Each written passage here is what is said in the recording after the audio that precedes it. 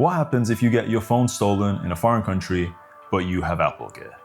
Well, I got to find out. We were in Mexico City for the Dia de los Muertos parade. This is the biggest annual celebration in Mexico City, and it's to celebrate and honor those who have passed away. But it's also a massive opportunity for pickpockets. And 2 hours in, no problem. Plenty of people had their phones out filming. We had our phone out, our camera out filming. We didn't have any issues. It's only as we were following the parade that we came across an area where it started to get kind of narrow and crowded. It started to get a little aggressive, something that hadn't happened up until that point, and there was somebody behind me pushing me. We got our way out of that, but I noticed that my phone was gone. And in reflecting on it, that whole commotion was probably just organized to steal phones. On arriving home, I went for my iCloud and I erased my iPhone. It turns out that I had purchased AppleCare plus theft and loss protection. There was literally 19 days left of protection. I very luckily was covered. The one thing to note is they do take a $150 deductible. That means you have to pay $150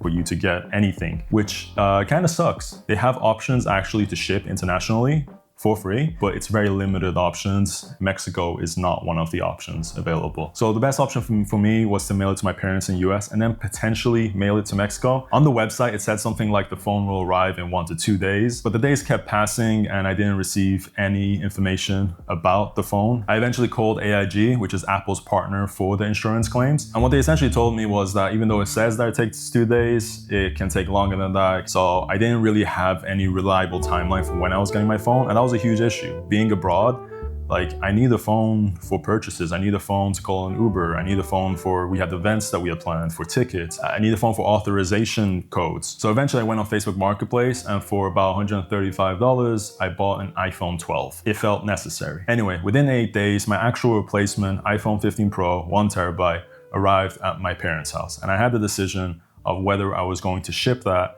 back to Mexico or not. And I decided not to. If I were to ship it to Mexico, I would have to pay the shipping fees, which are quite high. It could have been around $150 to get it shipped. And above that, I have no idea how much they're going to charge me in terms of tariffs and taxes on a phone, because phones are more expensive here. They have taxes. All that made me decide that the better option was to just sell the phone and replace it when I go back to the US or I have the opportunity to replace it. Overall, I wouldn't say Mexico City is unsafe. Phone thefts happen everywhere, but it's important to be prepared. Insurance and insurance companies are not my favorite topic to be talking about, but they are an important part of travel to consider.